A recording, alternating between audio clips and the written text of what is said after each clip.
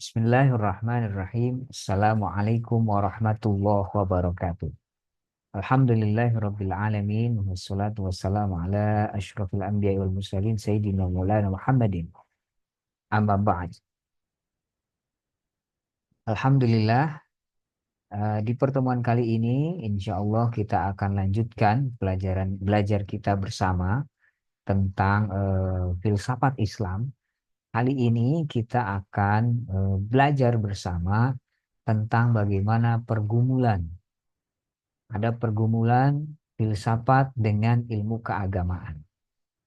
Bagaimana pergumulan itu terjadi, maka timbullah beberapa pertanyaan-pertanyaan terkait pergumulan filsafat ini dengan ilmu keagamaan.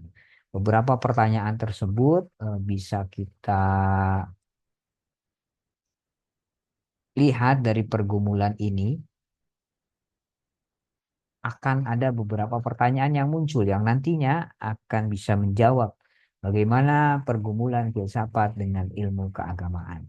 Pertanyaan-pertanyaan tersebut yang pertama muncul. Ada pertanyaan tentang bagaimana metode ilmu keagamaan versus filsafat. Yang kedua, bagaimana pasang surut pemikiran filsafat, dan yang ketiga, bagaimana sinergi antara filsafat dan tasawuf. Nah, untuk menjawab pertanyaan-pertanyaan ini, ya, mari kita mulai bersama belajar kita pada pertemuan kali ini dengan membaca basmalah. Bismillahirrahmanirrahim. Sebelum ke pembahasan yang pertama tentang kita menjawab tentang bagaimana metode ilmu keagamaan versus filsafat, kita tahu bahwa upaya dari pengembangan keilmuan di dalam Islam ini menurut Jos Atiyeh di tahun 2008, gitu ya. Sejak awalnya itu telah menempuh dua jalan yang berbeda. Memang sejak awal itu sudah menempuh jalan yang berbeda menurut Jos Atiyeh. Berbeda bagaimana? Berbeda dalam upaya ini tidak jarang terjadi ketegangan. Tidak jarang terjadi sebuah ketegangan. Ketegangan bagaimana? Ketegangan atau bahkan benturan satu dengan yang lain. Pertama, ada mereka yang menempuh jalan ortodoks atau bahasa lainnya salaf yang dianut kebanyakan kaum muslimin. Nah, di jalan salaf ini atau ortodok ini itu menuju kepada pembangunan dan pengembangan ilmu-ilmu bayani seperti ilmu filologi, ilmu sejarah, dan ilmu jurisprudensi atau fikih. Nah, yang kedua, ada jalan yang kurang ortodoks. Nah, artinya yang khalaf gitu ya. Yang menggunakan metode burhani. Burhani ini burhani ini yang mempertanyakan sebab-sebabnya gitu. Kalau yang bayani tadi yang yang berdasarkan biasanya teks-teks dalil-dalil itu nas-nas gitu ya. Nah, jalan yang kedua, jalan yang kurang ortodoks ini, yang menggunakan metode burhani, jalan ini menuju pada pengembangan ilmu-ilmu rasional dan eksak biasanya. Seperti ilmu-ilmu filsafat, kemudian matematika, astronomi, astrologi, fisika, geografi, yang disebut sebagai ilmu orang zaman dahulu dalam tanda petik gitu ya. Nah, perkembangan kedua ilmu ini sampai pada masa pemerintahan Bani Abbas di tahun 750 sampai 1258 Masehi, itu masih berkembang secara seimbang. Akan tetapi eh, sejak masa kekuasaan Al-Ma'mun gitu ketika itu di masa pemerintahan Abbasiyah Al-Ma'mun di tahun 813 sampai 833 Masehi itu melakukan usaha penerjemahan secara besar-besaran. Nah, ini sejak masa kekuasaan Al-Ma'mun ya. Nah, melakukan usaha penerjemahan secara besar-besaran. Penerjemahan apa? terhadap buku-buku ilmiah dan filsafat ketika itu. Ilmu-ilmu kelompok kedua ini menjadi lebih dominan, ilmu-ilmu eksak gitu ya. Nah, ilmu pengetahuan yang dikembangkan itu berdasarkan metode rasional gitu. Fisika, geografi, eh, astronomi, matematika itu menggunakan metode rasional dan didorong oleh pemikir filsafat. Yunani ketika itu memperoleh bentuk Arab Muslimnya dan mencapai ketinggian yang belum pernah terjadi sebelumnya.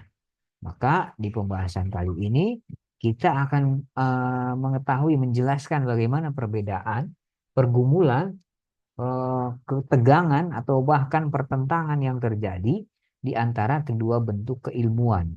Nah, tadi ya, ada yang menggunakan metode bayani dan juga ada yang menggunakan metode burhan. Gitu. Bagaimana apa namanya pergumulan itu di dalam sejarah perkembangan pengetahuan dalam Islam. Nah, kita coba jawab pertanyaan yang pertama. Pertanyaan pertama itu bagaimana metode ilmu keagamaan dengan metode filsafat, gitu ya, versus filsafat. Nah, secara metodologis kalau kita lihat ada perbedaan yang mendasar antara pemikiran filosofis dengan ilmu-ilmu keagamaan. Di dalam metode Arab Bayani ya tadi yang digunakan di dalam ilmu-ilmu keagamaan, Bayani ini biasanya digunakan dalam ilmu keagamaan. Apa yang dimaksud dengan nalar itu atau akal, akal itu diterjemahkan lebih merupakan tindakan atau penjelasan bagaimana seorang itu harus berbuat. Nah, itu akal di dalam metode Arab Bayani. Kamus istilah Arab sendiri mengartikan akal itu sebagai jalan dan perilaku, suluk wa al-akhlaq. Sementara dalam metode Burhani ya, yang dipakai di dalam pemikiran filosofis, apa yang dimaksud sebagai akal dan berpikir itu lebih merupakan pemikiran yang berkaitan dengan upaya untuk mencapai sebab dari sesuatu. Jadi, jadi pemikiran yang berkaitan dengan upaya untuk mencari sebab dari sesuatu atau hubungan antara sesuatu dengan yang lainnya. Ada hubungan atau tidak? Sebabnya apa? Nah, itu di metode yang kedua. Ini yang dipakai dalam metode filsafat, pemikiran filosofis. Akal itu dan berpikir itu diterjemahkan sebagai sebuah usaha pemikiran yang berkaitan dengan upaya mencari sebab dari sesuatu atau hubungan antara sesuatu dengan yang lainnya. Ini di metode yang kedua. Nah, maka kenyataan ini kemudian sesuai dengan pernyataan Anton Becker. Anton Becker di dalam bukunya Sejarah Filsafat dalam Islam itu ya, dia mengatakan bahwa pola pemikiran Arab itu bersifat dualistis. Artinya apa bersifat dualistis? Nah, juga bersifat diskontinu dan analogis. Sementara corak utama dari pemikiran filsafat itu adalah sintesis, kontinu, dan dialogis. Ini bedanya. Kalau pemikiran Arab itu dualistis, diskontinu, dan analogis. Sementara corak utama dari pemikiran filsafat itu adalah sintesis, kontinu, dan dialogis. Itu. Di dalam tradisi Arab itu dibedakan secara tegas dan tanpa kenal perantara antara Tuhan dan makhluk. Itu tidak ada apa-apa tanpa kenal perantara. Itu secara tegas. Tuhan dan makhluk atau dunia dan akhirat, Arab dan non-Arab dan seterusnya. Sementara dalam tradisi pemikiran filsafat itu justru berusaha merangkum perbedaan dan pertentangan tersebut dengan memberi adanya perantara. Misalnya, antara ada dan tiada itu terdapat yang mungkin. Ada yang mungkin. Antara ada dan tiada itu ada yang mungkin. Antara punya dan tidak punya, contohnya ya, terdapat steresis atau privatio. Dan kesempurnaan sesuatu bisa dipartisi oleh adanya yang kurang sempurna secara dialogis. itu di dalam ilmu filsafat, di dalam filsafat. Di dalam filsafat itu ada perantara. Kalau di dalam ilmu keagamaan ya ya tadi metode keagamaan itu biasanya tidak ada perantara secara tegas tanpa kenal perantara. Contoh antara Tuhan dan makhluk ya Tuhan dan makhluk itu beda gitu. Dunia dan akhirat nah, itu tidak kenal apa perantara di tengahnya. Nah, perbedaan dua pola pikir ini itu disebabkan oleh adanya perbedaan pijakan yang digunakan. Di dalam pola pikir Arab Bayani, pijakan utamanya adalah kata atau bahasa. Sedangkan di dalam pijakan pola pikir filsafat, itu pijakannya adalah makna dan logika. Itu bedanya. Kalau di pijakan pola pikir Arab Bayani, pijakan utamanya adalah kata dan atau bahasa, sedangkan pijakan pola pikir filsafat itu makna dan logika. Di dalam perdebatan yang terkenal antara Abu Sa'id Asy-Syirafi itu ahli bahasa dan penganut metode Bayani Arab ketika itu dengan Abu Bishr Mata ahli filsafat dan penganut metode Burhani itu terlihat jelas perbedaan tersebut. Menurut Asy-Syirafi gitu ya yang menganut metode Bayani, kata atau bahasa itu muncul lebih dahulu daripada makna. Setidaknya terjadi secara bersamaan sehingga makna atau logika itu mengikuti kata atau bahasa. Sebaliknya, menurut Abu Bishr Mata yang menganut metode Burhani itu ya, ahli filsafat penganut metode Burhani bahwa prinsip-prinsip logika itu lebih dahulu ada di dalam pikiran manusia, kemudian keluar untuk membentuk dan menyatu dengan kata atau bahasa. Nah, itu. Nah, perbedaan kedua paham penalaran ini dapat digambarkan secara jelas dalam konsep berikut ini. Contohnya ya, misalkan di dalam prinsip Bayani Arab, kata kerja intelektualnya itu dimulai dari yang pertama itu kata-kata atau penyebutan yang merupakan lambang sesuatu.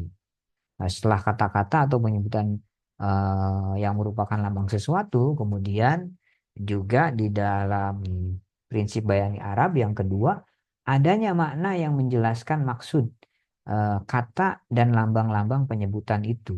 Jadi kalau dalam Bayani itu ada apa nah kata-katanya dulu, baru kata-kata atau lambang itu nanti dijelaskan.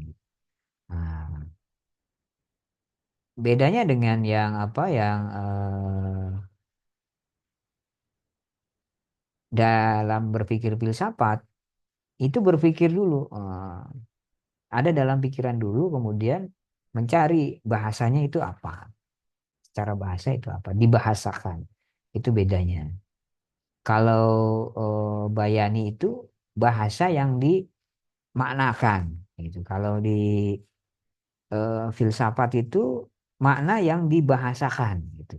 Nah, itu secara sederhana. Nah, kita lanjutkan lagi. Tadi yang pertama dalam prinsip Bayani Arab itu kata-kata atau penyebutan yang merupakan lambang sesuatu. Yang kedua di dalam Bayani Arab adanya makna yang menjelaskan maksud kata tadi atau lambang-lambang penyebutan tadi. Yang ketiga dalam Bayani Arab ada perilaku yang didasarkan atas kata dan lambang yang disebutkan. Nah, tegasnya di dalam prinsip pemikiran Bayani Arab perilaku yang tampak itu adalah perwujudan dari makna yang ada dalam pikiran. Dan makna dalam pikiran tidak lain adalah perwujudan atau penjelasan dari kata-kata atau kalimat yang ditentukan.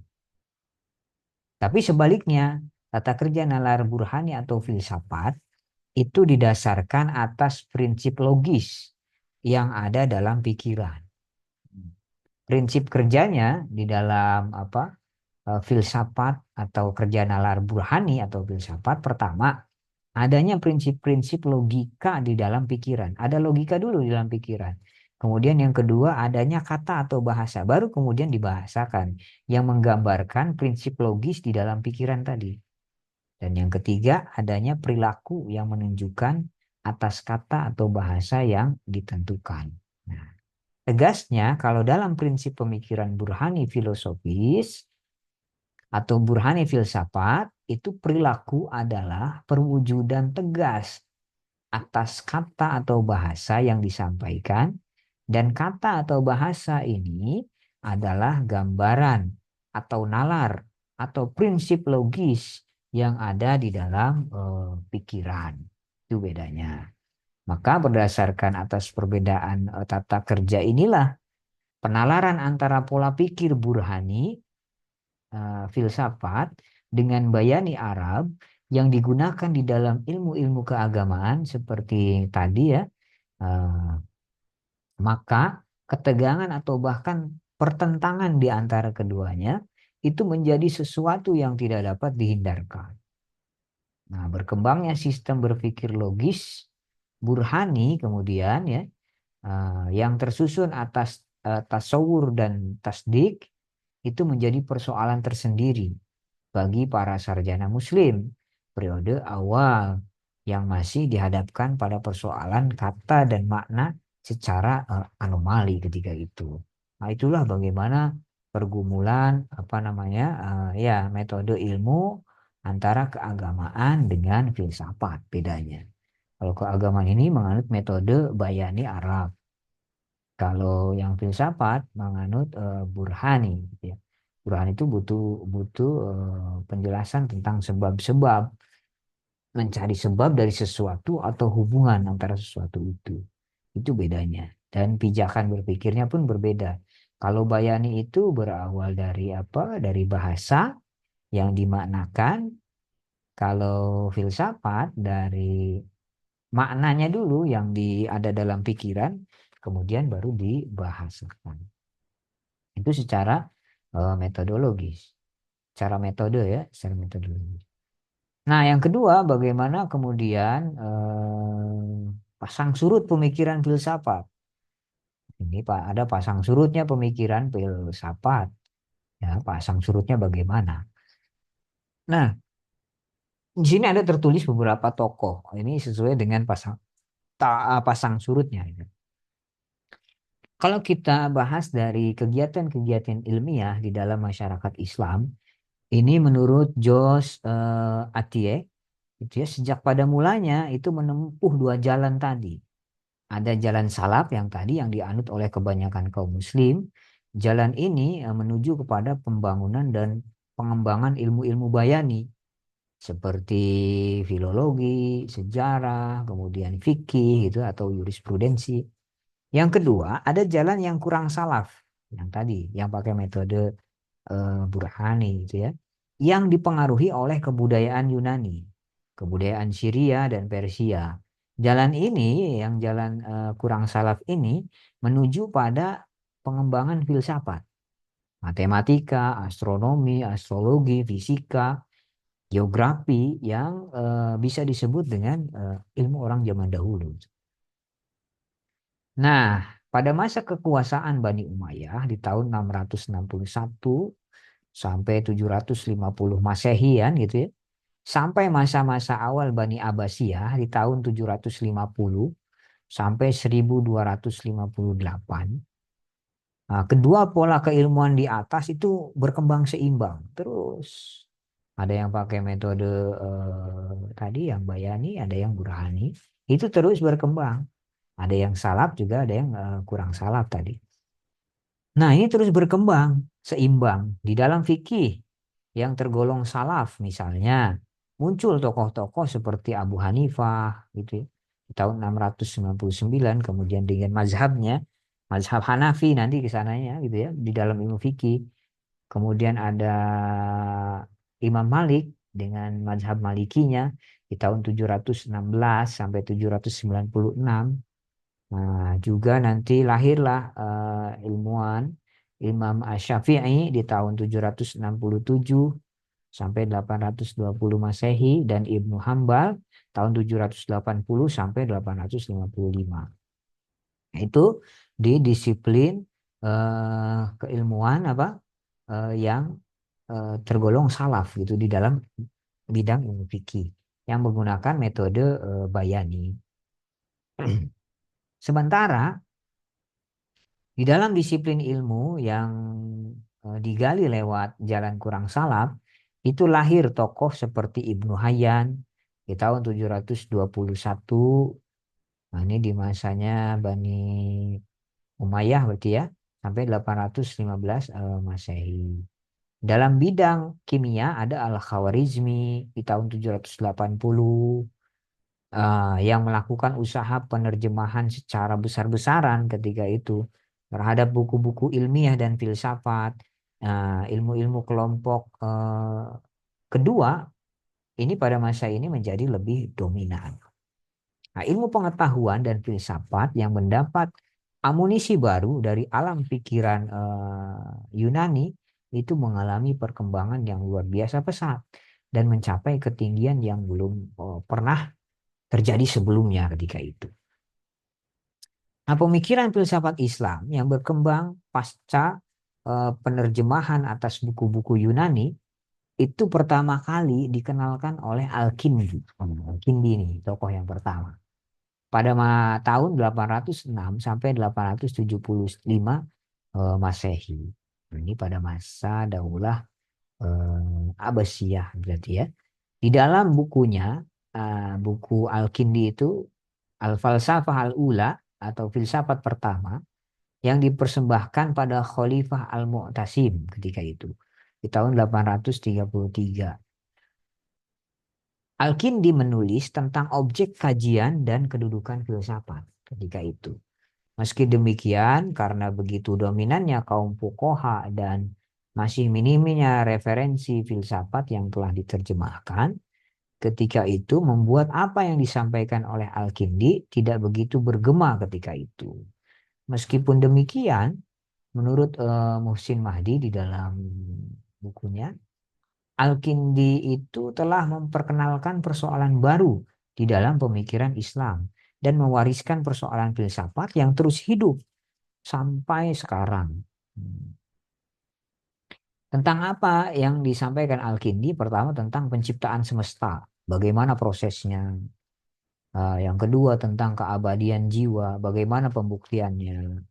Yang ketiga tentang pengetahuan Tuhan terhadap yang partikular, bagaimana penjelasannya dan apakah ada hubungannya dengan bintang-bintang yang saat itu menjadi kajian penting metafisika, gitu ya. Nah, pemikiran rasional filsafat kemudian semakin berkembang. Ketika Al-Kindi wafat, sepeninggal Al-Kindi muncul Ar-Razi.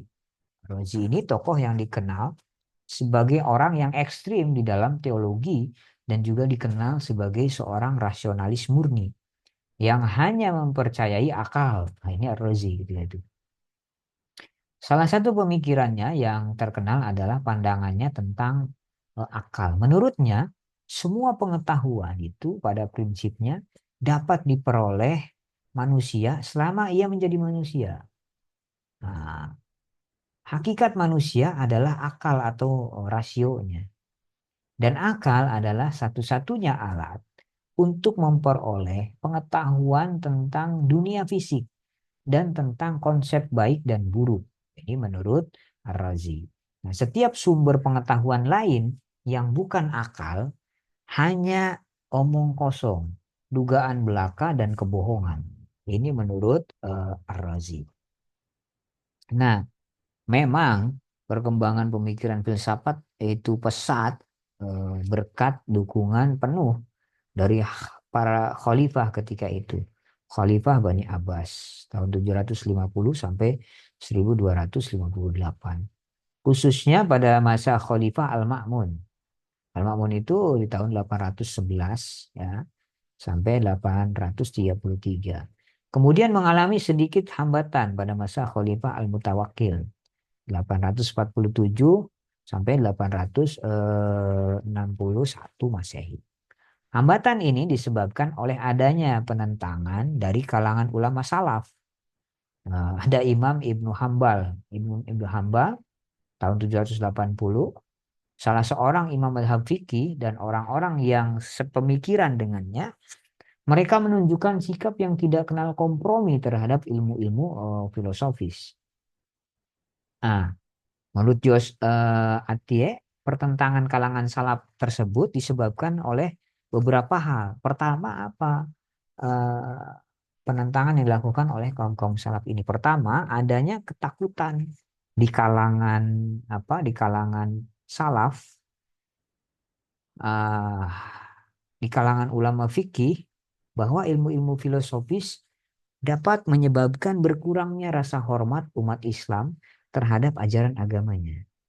Ini ketakutan yang pertama. Yang kedua, adanya kenyataan bahwa mayoritas dari mereka yang menerjemahkan filsafat Yunani atau mempelajarinya itu adalah orang-orang non-Muslim, penganut Manichaeisme, orang-orang Sabia dan sarjana Muslim penganut mazhab Batiniyah yang esoteris. Yang itu semua bisa mendorong munculnya kecurigaan atas segala kegiatan intelektual dan perenungan yang mereka lakukan. Nah, ini alasan kedua bagaimana kenapa kaum salaf ini menentang para kaum filosof. Yang ketiga, eh, penentangan ini karena adanya usaha untuk melindungi umat Islam dari pengaruh Manichaeisme Persia, khususnya ataupun paham-paham yang lain yang dinilai tidak sejalan dengan ajaran Islam yang ditimbulkan dari pikiran-pikiran filosofis tadi yang muncul. Karena mengagungkan akal. Tadi ya seperti yang disampaikan Ar-Razi itu, kata Ar-Razi, kalau setiap sumber pengetahuan yang lain yang bukan akal itu hanya omong kosong, dugaan belaka dan kebohongan. Itu menurut siapa? Ar-Razi. Nah, itu dapat pertentangan dari Ibnu Hambal ketika itu. Nah, kecurigaan dan pertentangan kaum salaf ini terhadap ilmu-ilmu filsafat memang bukan tanpa dasar. Kenyataannya tidak sedikit tokoh Muslim yang belajar filsafat akhirnya justru meragukan dan bahkan menyerang ajaran Islam itu sendiri. Salah satunya siapa? Contohnya ada Ibnu Rawandi tahun 827. Ibnu Rawandi menolak adanya konsep kenabian setelah belajar filsafat. Menurut Rawandi ini, prinsip kenabian itu bertentangan dengan akal sehat. Begitu pula tentang syariat-syariat yang dibawanya. Karena menurut Ar-Rawandi, semua itu telah bisa dicapai oleh akal. Tidak usah ada nabi, katanya gitu. Akal saja cukup. Akal itu bisa mengetahui yang baik dan yang buruk. Itu menurut Ar-Rawandi ketika itu. Akal telah mampu menggapai apa yang benar dan salah, yang baik dan yang jahat dan seterusnya. Contoh lain adalah Ar-Razi. Ar-Razi seorang tokoh yang telah disebutkan tadi. Ar-Razi juga menolak kenabian dengan 3 alasan. Kenapa Ar-Razi menolak? Pertama, akal telah memadai untuk membedakan baik dan buruk. Ini menurut Ar-Razi. Berguna atau tidak berguna, akal sudah bisa menimbang itu gitu. Nah, eh,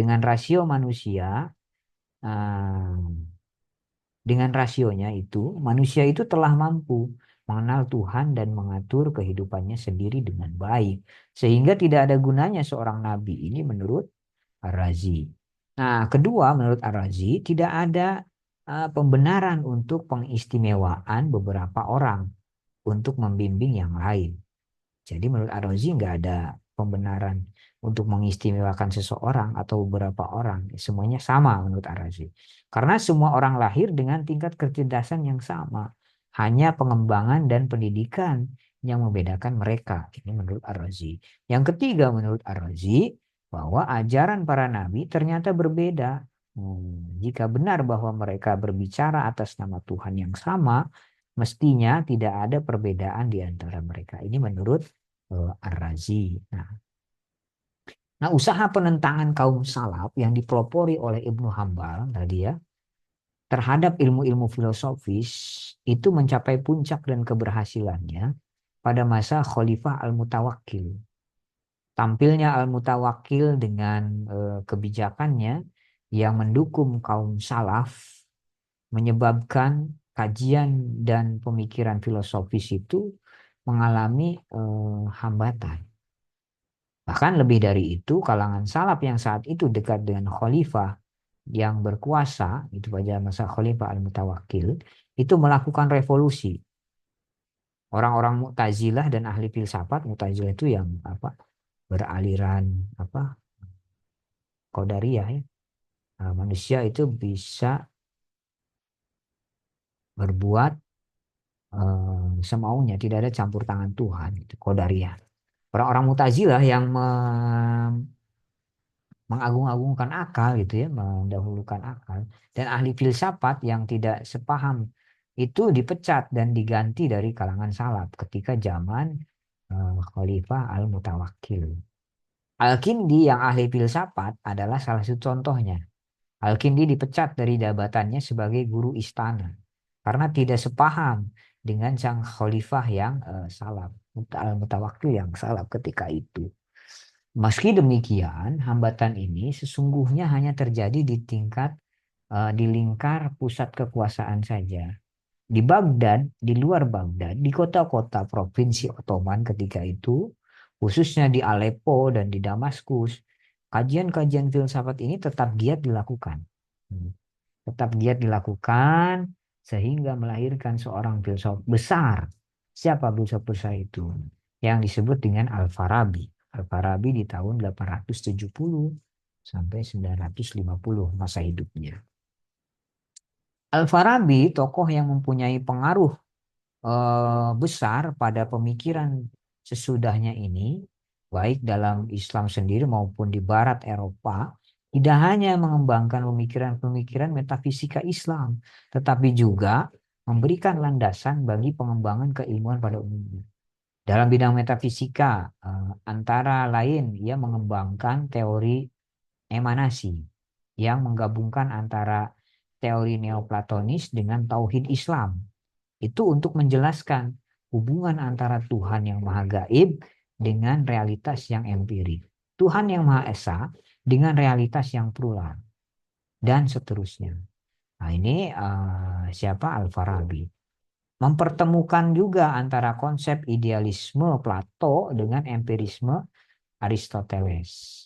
Dan mempertemukan antara agama dan filsafat. Nah, ini Al-Farabi. Di dalam bidang keilmuan, Al-Farabi lewat karyanya yang terkenal, karyanya itu apa?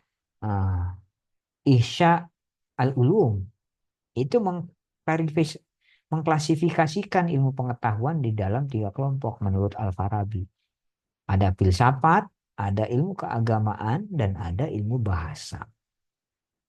Yang termasuk filsafat adalah metafisika, ilmu-ilmu matematis, ilmu kealaman, dan politik. Itu menurut Al-Farabi. Nah, menurut Hussein Nasr, klasifikasi ilmu ini itu merupakan klasifikasi yang pertama yang dipakai secara luas oleh masyarakat ilmiah dan paling berpengaruh dalam sejarah peradaban Islam. Ini klasifikasi yang dilakukan oleh Al-Farabi. Tadi tiga klasifikasi tadi ilmu. Menurut Al-Farabi itu ada filsafat, ada ilmu keagamaan, dan ilmu bahasa. Nah, karena jasanya inilah kemudian Al-Farabi digelari sebagai guru kedua, Al-Mu'allim Asani dalam tradisi filsafat Islam setelah Aristoteles sebagai guru pertama, Al-Mu'allim Al-Awwal. Jadi Aristoteles itu digelari sebagai Al-Mu'allim Al-Awwal, guru pertama, dan Al-Farabi sebagai Al-Mu'allim Asani atau guru kedua.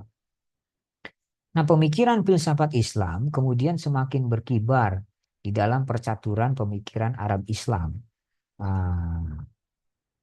Pada masa Ibnu Sina. Ibnu Sina lahir tahun 980 sampai 1037. Ibnu Sina yang muncul setelah Al-Farabi ini mengembangkan lebih lanjut konsep emanasi Al-Farabi dengan cara menggabungkan antara prinsip Neoplatonisme Yunani, tauhid Islam, dan filsafat Timur yang mistik dan simbolik, sehingga melahirkan sistem pemikiran yang khas.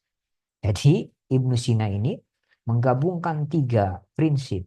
Prinsip Neoplatonisme Yunani, tauhid Islam, dan filsafat Timur yang mistik dan simbolik gitu ya. Nah, pada saatnya kemudian pemikiran ini mendorong lahirnya konsep emanasi yang lebih lengkap dan sempurna di tangan Suhrawardi Al-Maktul yang terkenal dengan filsafat Isrokiyahnya. Nanti kita akan bahas ini tentang Suhrawardi di yang terakhir. Ibnu Sina juga berusaha memadukan antara wahyu dan filsafat. Ini Ibnu Sina. Nah, pada aspek makna dan fungsi. Menurutnya, setiap kewajiban yang diperintahkan oleh agama, itu seperti pelaksanaan sholat, puasa, zakat, dan seterusnya, itu mempunyai kebaikan dan hikmah-hikmah tertentu yang mempercepat proses terwujudnya cinta kasih atau al-ishq pada keseluruhan tingkat realitas, khususnya pada diri manusia sendiri dan jiwa-jiwa tinggi. Nah, sesungguhnya sifat cinta kasih ini telah ada pada semua tatanan wujud, bahkan munculnya realitas adalah karena adanya sifat itu. Nah, pelaksanaan bentuk-bentuk kebajikan dan kewajiban mempercepat dan memperkuat ikatan cinta dalam alam wujud. Artinya, ajaran-ajaran wahyu tentang kewajiban dan larangan itu dapat dipahami secara filosofis sehingga tidak ada pertentangan antara wahyu dan filsafat. Nah, ini konsep berpikirnya siapa? Ibnu Sina itu ya. Konsep berpikirnya Ibnu Sina. Bahwa kewajiban agama itu seperti sholat, puasa, zakat itu bukan hanya secara bayani tapi juga bisa dijelaskan secara burhani, secara filosofis itu bisa menimbulkan apa cinta kasih gitu. Nah itu di situ dimaknai oleh Ibnu Sina ya tidak ada pertentangan antara wahyu dan filsafat. Selain itu, Ibnu Sina juga berusaha menjelaskan dan membuktikan konsep kenabian dengan menyatakan bahwa kenabian adalah sesuatu yang lumrah yang dapat dipahami secara akal, secara nalar. Menurutnya, nah ini beda dengan Ar-Razi. Kalau Ar-Razi kan menolak tadi ya, Ar-Razi, kemudian siapa lagi yang menolak? Gitu ya. Menurut Ibnu Sina, kenabian adalah tingkat tertinggi dalam fase manusia ketika ia menghimpun seluruh potensi kemanusiaan dalam wujudnya yang paling sempurna. Baginya, syarat kenabian hanya tiga. Hanya tiga hal syarat seseorang jadi nabi. Pertama, dia cerdas secara intelektual. Yang kedua, dia kesempurnaan daya imajinasi. Yang ketiga, kemampuan untuk menundukkan hal-hal yang muncul dari luar dirinya agar bisa tunduk dan taat kepadanya. Nah, itu menurut Ibnu Sina. Ketika ketiga syarat ini terpenuhi, maka seseorang akan memperoleh kesadaran kenabian dan mendapatkan limpahan pengetahuan secara langsung tanpa butuh pengajaran dari orang lain. Nah, berdasarkan atas prestasi-prestasinya yang sangat luar biasa ketika itu, nah, di dalam bidang filsafat, Ibnu Sina kemudian diberi gelar. Diberi gelar, gelarnya apa? Guru utama, Asy-Syaikh Ar-Rais. Di samping gelarnya sebagai pangeran para dokter atau Amir At-Tiba karena jasanya yang besar dalam bidang kedokteran Ibnu Sina ini. Luar biasa. Akan tetapi setelah Ibnu Sina wafat gitu ya, pemikiran filsafat kembali mengalami kemunduran karena serangan Al-Ghazali ketika itu di tahun 1058. sampai 1111. Di dalam bukunya Tahafut Al-Falasifah, Al-Ghazali mengkaji persoalan filsafat ini secara rinci dan membaginya di dalam 20 kelompok. Kemudian menyatakan bahwa 3 di antaranya dapat menyebabkan kekufuran. Apa saja yang menurut Al-Ghazali menyebabkan kekufuran itu dari filsafat ini? Yang pertama, masalah kekodiman alam.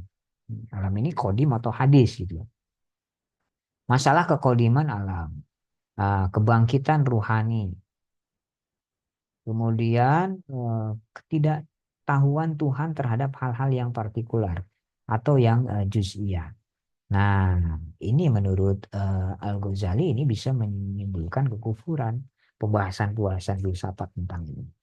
Nah, serangan ini diulangi lagi dalam Al-Munqidh Minadz Dhalal, serta memasukkan Al-Farabi dan Ibnu Sina dalam kelompok orang yang terlibat di dalam 3 persoalan tersebut. Nah, ini Al-Ghazali.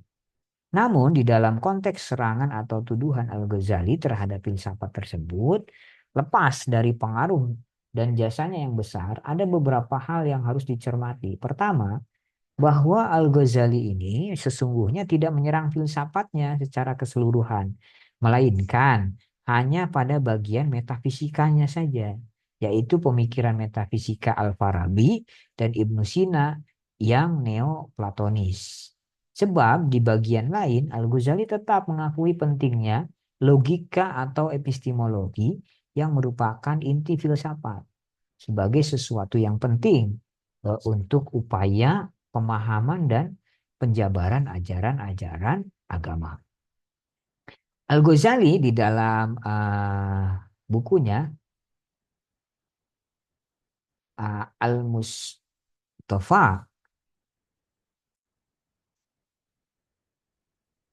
fi Ulumil Fiqhi itu ia ini yang sebuah kitab tentang kajian hukum, bahkan menggunakan epistemologi filsafat, ya ini Burhani, untuk membumikan gagasannya tentang hukum di dalam kitabnya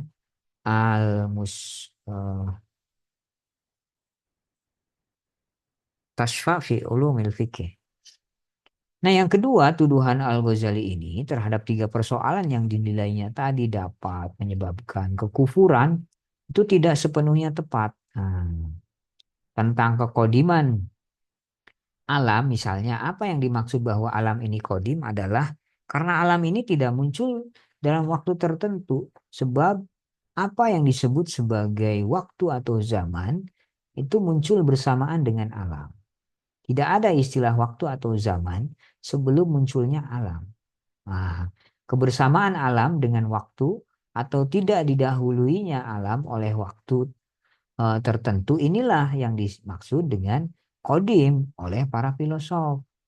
Jadi, kenapa alam disebut kodim? Karena alam ini bersamaan dengan zaman. Kan perputaran bumi itu menentukan zaman kan, nah, hitungan tahun dan bulan. Nah itu menurut para filosof itu alasannya kenapa alam ini kodim gitu. Nah, karena alam tidak muncul dalam waktu tertentu. Gitu. Dan kekodiman alam ini tetap tidak sama dengan kekodiman Tuhan. Karena Tuhan kodim bizatihi, kodim dengan dirinya sendiri tanpa berhubungan dengan ruang dan waktu. Tetapi kalau alam ya, sedangkan kekodiman alam hanya berkaitan dengan waktu. Sehingga kekodiman alam ini tetap bersifat temporal atau hadis atau baru secara sifatnya. Walaupun disebut kodim tetapi tetap baru. Yang kodim benar-benar kodim bizatihi yaitu Allah. Jika dibandingkan dengan kekodiman Tuhan. Artinya di sini telah terjadi kesalahpahaman atau tepatnya ada perbedaan pengertian atau perbedaan sudut pandang tentang istilah-istilah yang digunakan oleh kaum filosof dengan Al-Ghazali yang berposisi sebagai seorang teolog. Nah, ketiga tentang penilaian Al-Ghazali terhadap Al-Farabi dan Ibnu Sina dalam kaitannya dengan Aristoteles, di dalam Al-Munqidh, Al-Ghazali membagi pemikiran filsafat Yunani itu di dalam 3 bagian. ada pemikiran materialisme atau Dahriyun, ada pemikiran naturalisme atau Tabi'iyun, ada juga pemikiran teisme atau ilahiyun. Nah, kelompok materialisme adalah mereka yang mengingkari sang pencipta atau Tuhan itu seraya menyatakan bahwa semesta wujud, semesta ini ada dengan sendirinya. Ini kelompok-kelompok materialisme.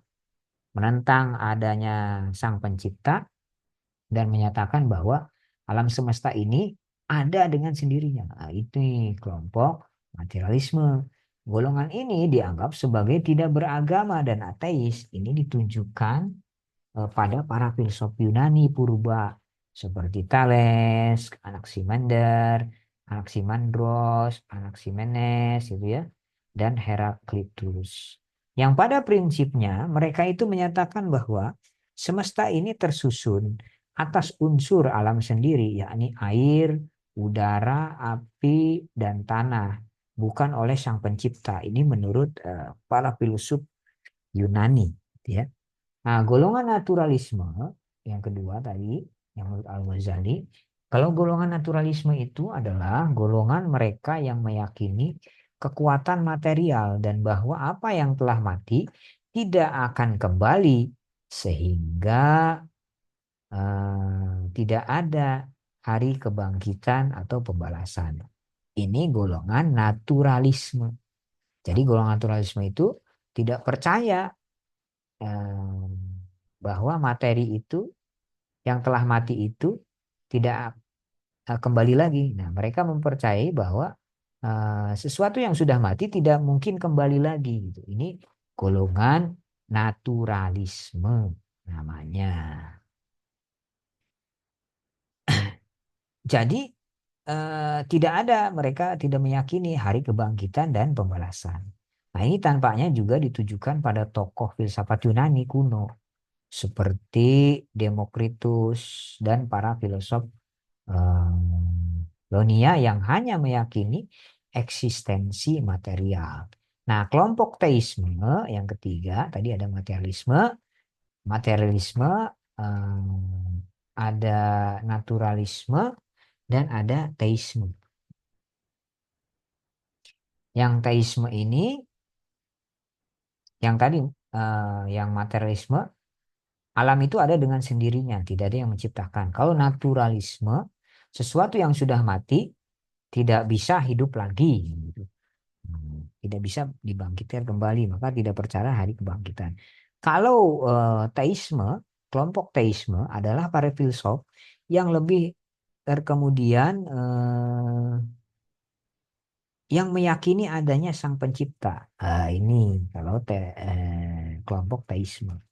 Seperti Sokrates, kemudian juga Plato. Sokrates di tahun 469, atau Plato di tahun 427, Aristoteles di tahun 384, dan termasuk Al-Farabi, serta Ibnu Sina dari kalangan Muslim.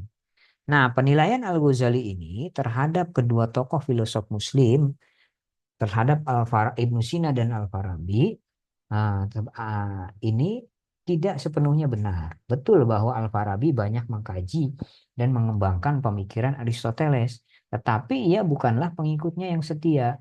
Pemikiran metafisikanya yang kemudian dianggap menyimpang dari ajaran Islam oleh Al-Ghazali itu tidak dikembangkan dari filsafat Aristoteles, melainkan dari ajaran Neoplatonisme yang dibangun oleh Plotinus. Itulah sebabnya di kemudian hari Ibn Rushd juga mengkritik bahwa Al-Farabi telah menyimpang dari ajaran Aristoteles. Nah, menurut Nurholis Majid, kalau kita lihat di dalam bukunya tentang khazanah intelektual Islam, ketidaktepatan klasifikasi oleh penilaian Al-Ghazali terhadap Al-Farabi ini bisa disebabkan oleh ketidakcermatan Al-Ghazali sendiri, atau bisa juga karena kesalahan umum saat itu, yakni kajian para filsuf terhadap Aristoteles itu tidak dilakukan secara langsung atas karyanya sendiri, tetapi melalui penafsiran Neoplatonisme, sehingga apa yang diduga sebagai pemikiran Aristoteles sebenarnya telah tercampuri oleh ide-ide Neoplatonisme.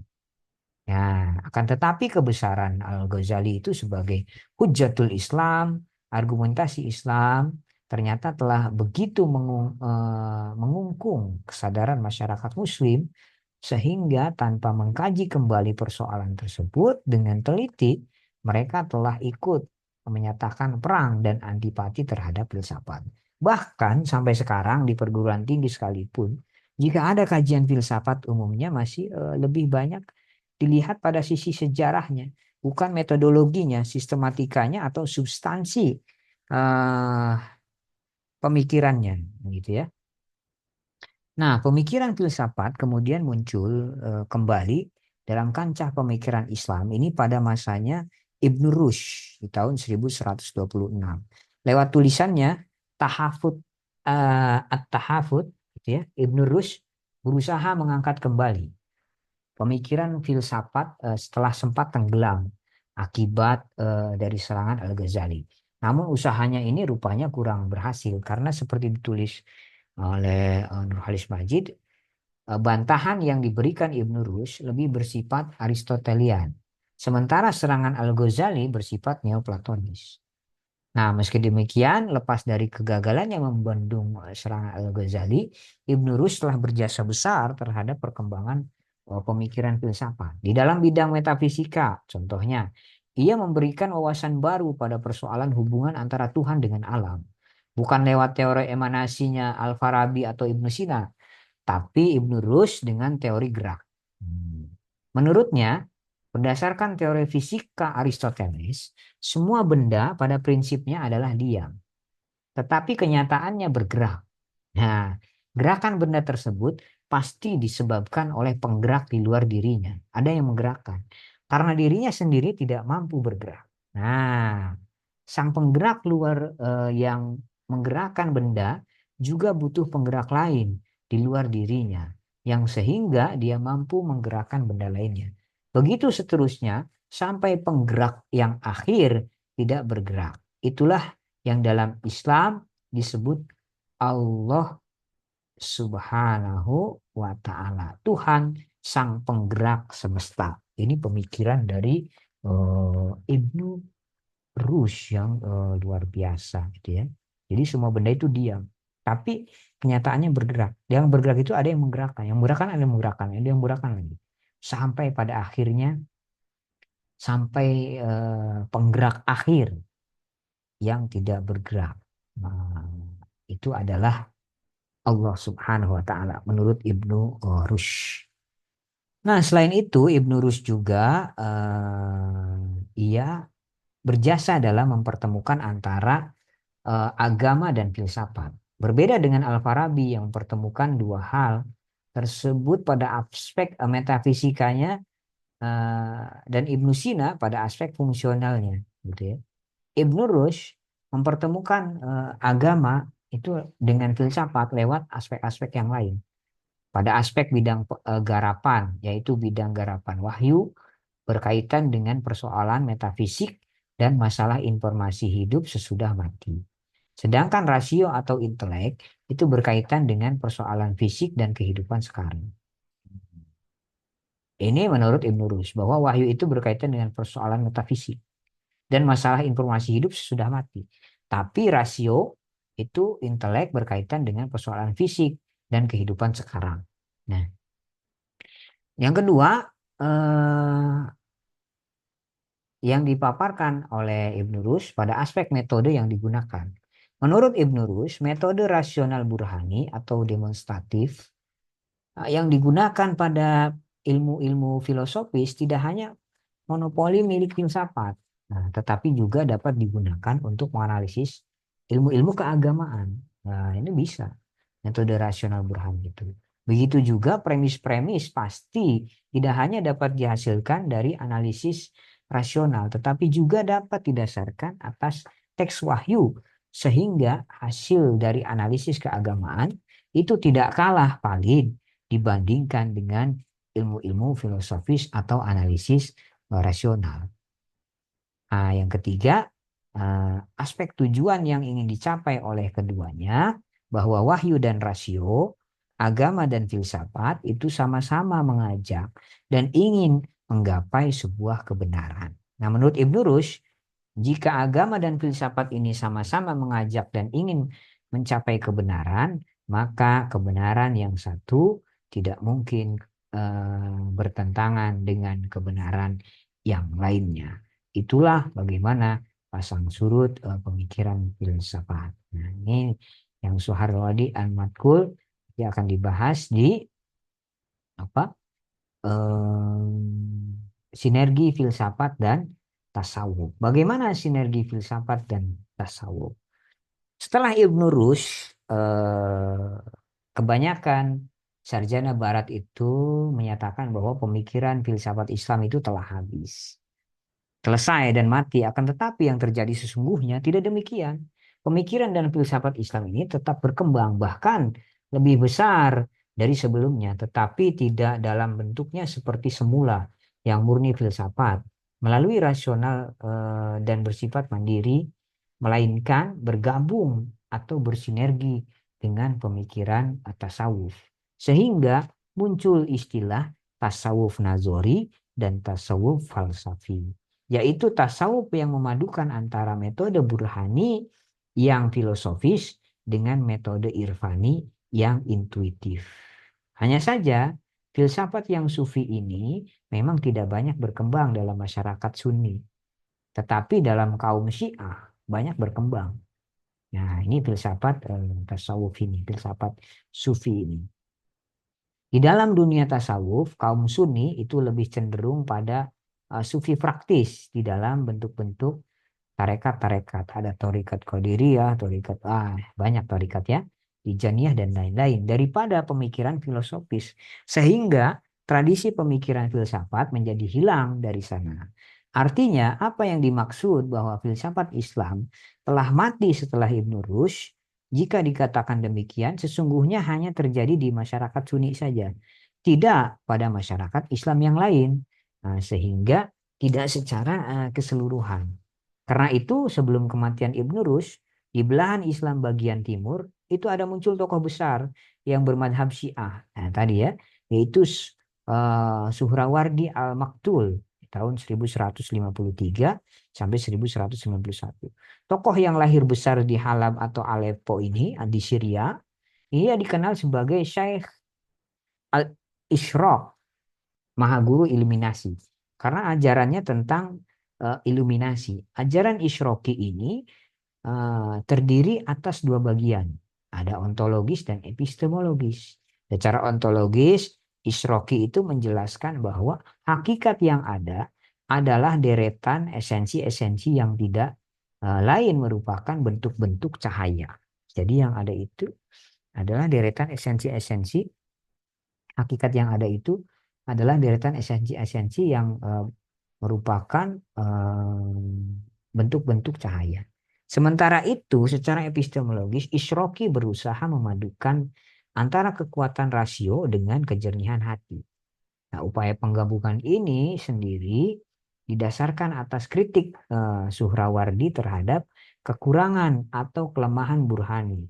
Menurutnya, rasio atau metode rasionalisme Burhani itu mengandung beberapa kelemahan. Antara lain kelemahannya bahwa ada kebenaran-kebenaran yang tidak bisa dicapai oleh rasio atau didekati lewat burhani. Misalnya hal-hal yang berkaitan dengan substansi atau konsep mental. Nah, itu tidak bisa dengan rasio. Nah, yang kedua, menurut Suharawardi ini ada eksistensi di luar pikiran yang bisa dicapai nalar, tetapi tidak bisa dijelaskan secara logika burhani. Nah, ada eksistensi di luar pikiran yang bisa dicapai oleh nalar, oleh logika, tetapi tidak bisa dijelaskan secara logika burhani. Nah, seperti soal warna, bau, itu bisa dicapai oleh nalar, tetapi tidak bisa dijelaskan secara logika bagaimana bau. Bau asam itu bagaimana digambarkannya, itu secara logika burhani. Rasa atau bayangan, nah itu menurut Suhrawardi. Nah, yang ketiga menurut Suhrawardi, bahwa rasio atau metode rasio Burhani ini punya kelemahan. Yang ketiga, kelemahannya adalah bahwa prinsip Burhani yang menyatakan bahwa atribut sesuatu harus didefinisikan oleh atribut yang lain itu akan menggiring pada proses tanpa akhir ad eh, infinitum, yang itu berarti tidak akan ada absurditas yang bisa diketahui. Jelasnya, penalaran rasional Burhani tidak bisa menyingkap seluruh kebenaran dan realitas yang mendasari semesta. Nah, ini. Nah, pada waktu-waktu berikutnya, kemudian, nah, pada waktu-waktu berikutnya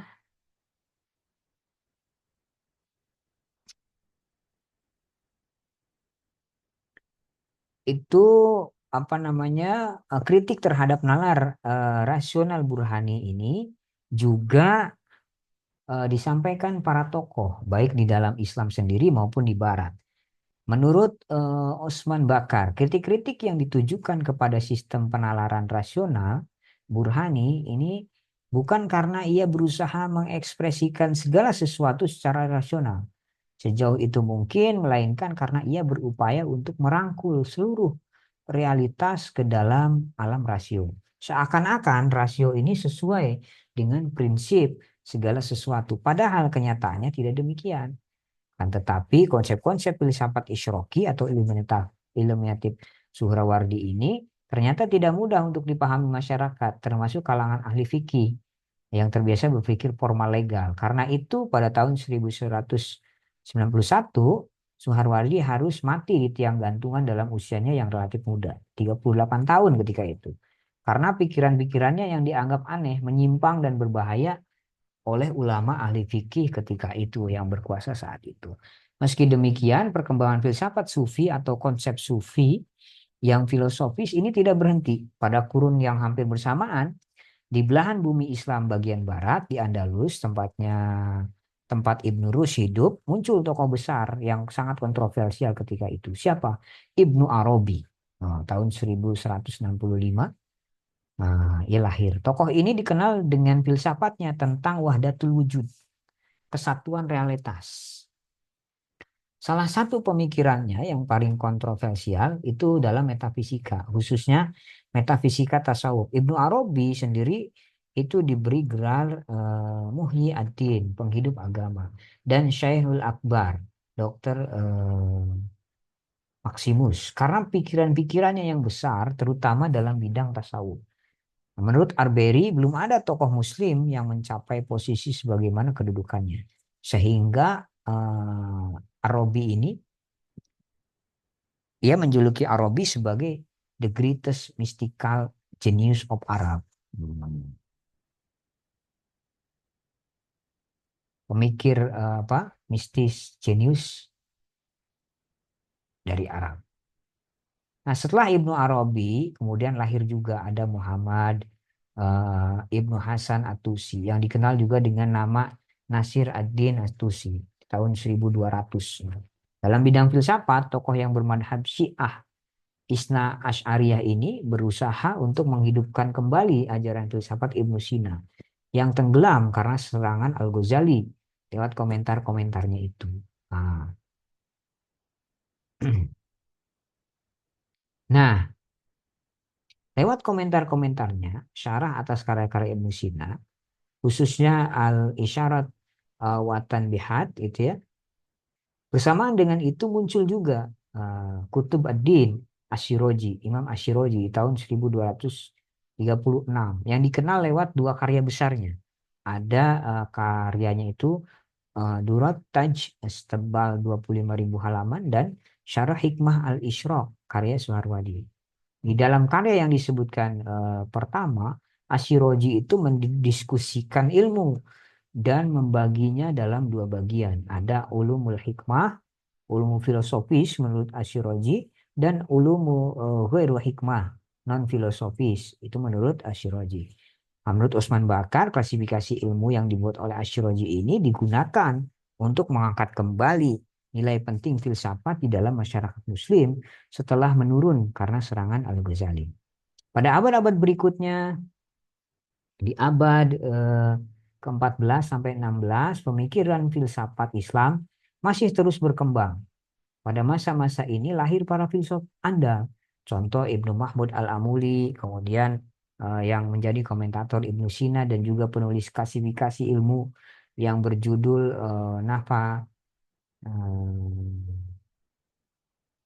Nafais Al-Funun fi Ar-Rais Al-Uyun.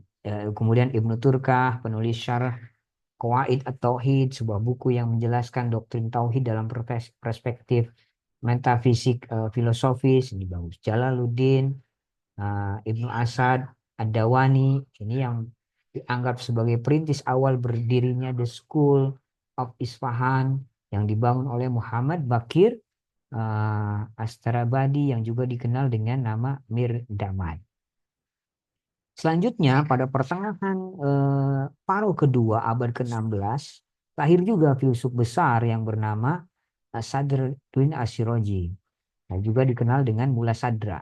Ini Mula Sadra di tahun 1571. Pendiri filsafat transenden, hikmah al-muta'aliyah. Secara epistemologis, filsafat ini tidak hanya menggunakan kekuatan nalar, tidak hanya menggunakan kekuatan burhani saja, dan kemampuan intuitif saja atau irfani, tetapi juga mendasarkan diri pada teks suci atau bayani. Jadi menggabungkan ketiganya, antara nalar, intuisi, dan teks suci.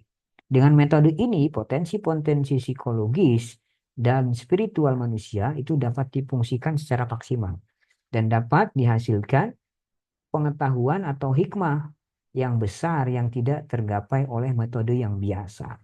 Tetapi tetap tersaji di dalam bentuk rasional dan tidak bertentangan dengan teks suci atau dalil gitu ya. Bagi kaum muta'aliyah ini pengetahuan atau hikmah tidak hanya untuk memberikan pencerahan kognisi, tetapi juga realisasi, mengubah wujud penerima pencerahan itu sendiri dan merealisasikan pengetahuan yang diperoleh itu sehingga menjadi transformasi wujud. Semua itu tidak bisa dicapai kecuali dengan mengikuti syariat, sehingga sebuah pemikiran itu harus menggait metode bayani dalam sistemnya. Nah, menurut Mutahari, dengan mengambil dan memadukan berbagai sumber epistemologi seperti di atas, hikmah al-muta'aliyahnya Mula Sadra ini, ya, uh, ya Mula Sadra. Nah ini uh, dapat menyelesaikan secara baik persoalan yang terjadi antara filsafat, sufi, dan fikih. Meski demikian, hikmah al-muta'aliyah bukan merupakan sinkretisme dari epistemologi sebelumnya, melainkan sebuah epistemologi filsafat yang unik dan merupakan epistemologi yang berdiri sendiri. Karena itulah Mula Sadra dinilai sebagai guru ketiga, al-mu'alim as-salis di dalam filsafat Islam, setelah Aristoteles sebagai guru pertama dan Al-Farabi sebagai guru yang kedua.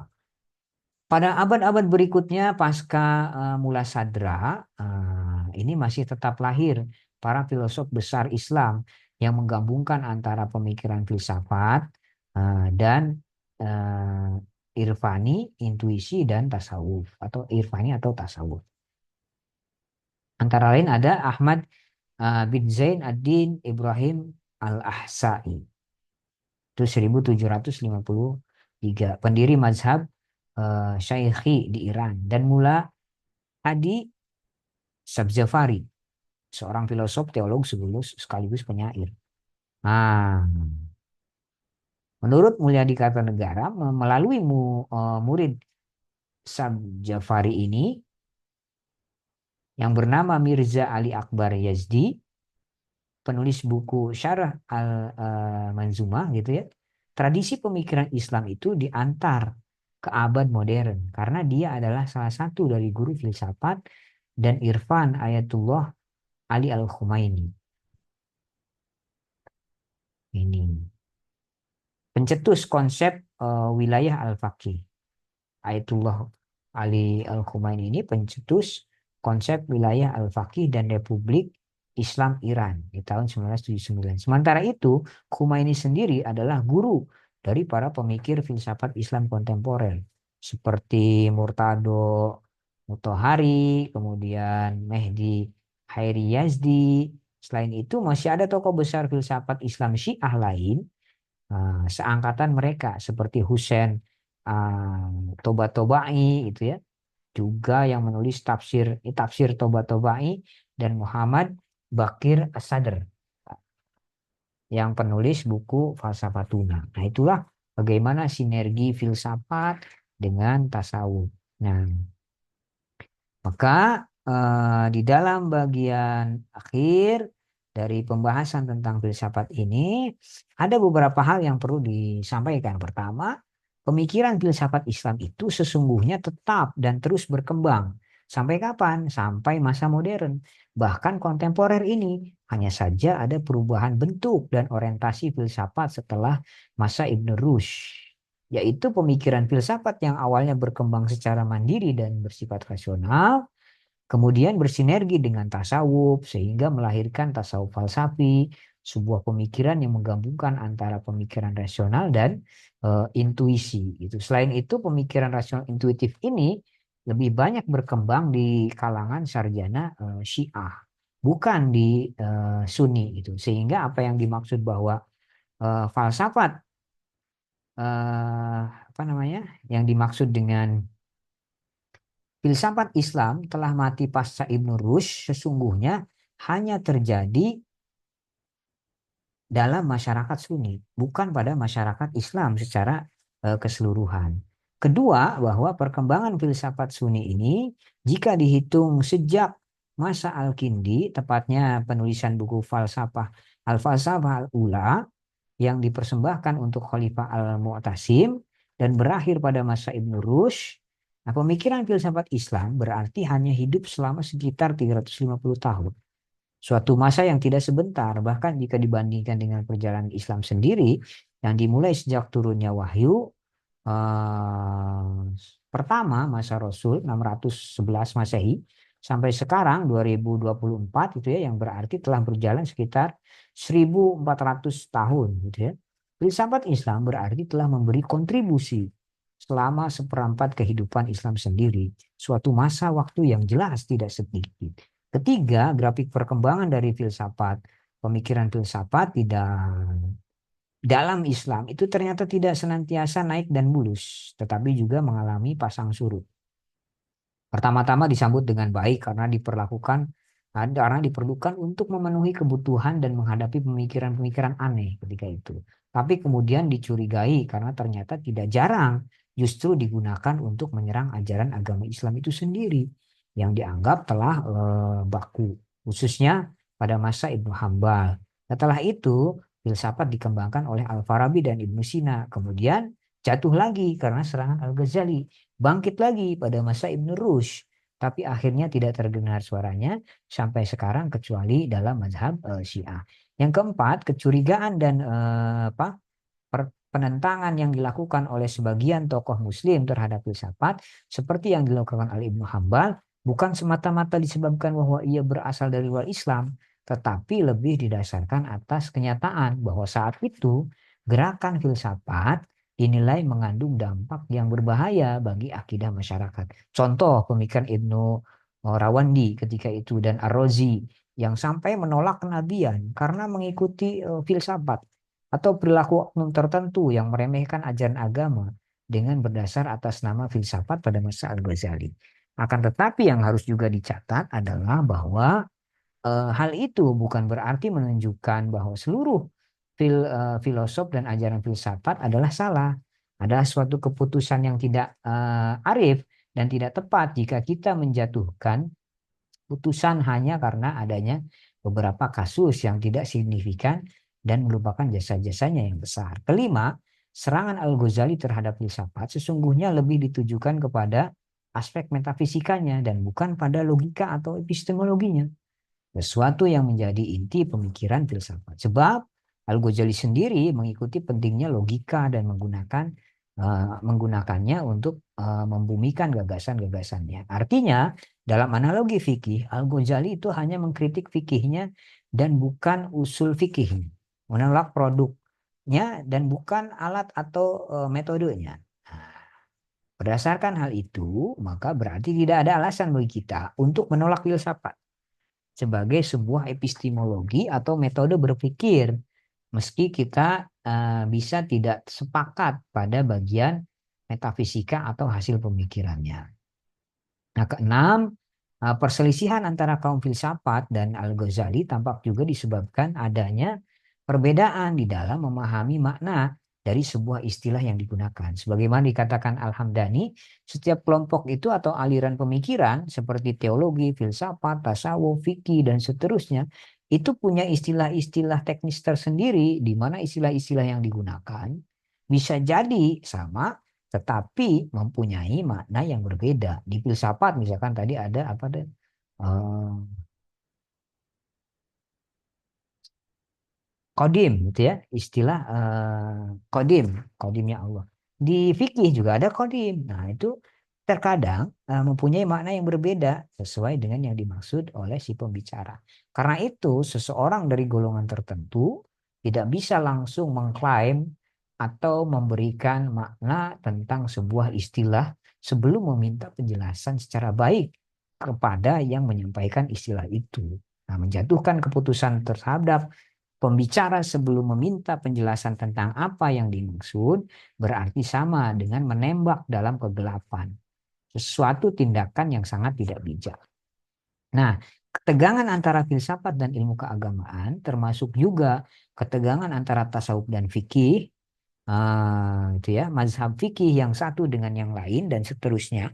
Rupanya disulut oleh persoalan ini karena satu istilah yang ada di berbagai macam disiplin ilmu gitu. Nah, itu maka memaknainya berbeda-beda. Tidak adanya sikap tabayun terlebih dahulu sebelum diambil keputusan. Nah, serangan Al-Ghazali terhadap filosof itu karena istilah tadi, istilah kodim pada alam adalah bukti nyata akan hal itu. Ketujuh, hal yang penting bahwa para tokoh filsafat Islam, mulai dari Al-Kindi sampai Ibn Rushd, dengan caranya masing-masing sesungguhnya telah dan selalu berusaha untuk menyelesaikan, untuk menyelaraskan, nah, gitu ya, antara wahyu dan rasio. Bagaimana wahyu dan rasio ini bisa selaras antara agama dan filsafat, bukan memisahkannya, sebagaimana yang disering dituduhkan. Nah, karena itu dugaan asumsi atau bahkan tuduhan bahwa filsafat Islam telah mengabaikan atau bukan bahkan meninggalkan ajaran wahyu ini kiranya patut dikaji ulang. Nah, maka itulah bagaimana filsafat Islam ini berusaha menyelaraskan antara wahyu dan filsafat, filsafat dan wahyu gitu. Wallahu a'lam bishawab. Mudah-mudahan apa yang kita pelajari ini bermanfaat. Terima kasih atas segala perhatian. Mari kita tutup bersama dengan baca hamdalah dan doa kifaratul majlis. Alhamdulillahirabbil alamin. Subhanakallahumma bihamdika asyhadu an la ilaha illa anta astaghfiruka wa atubu ilaik. Assalamualaikum warahmatullahi wabarakatuh.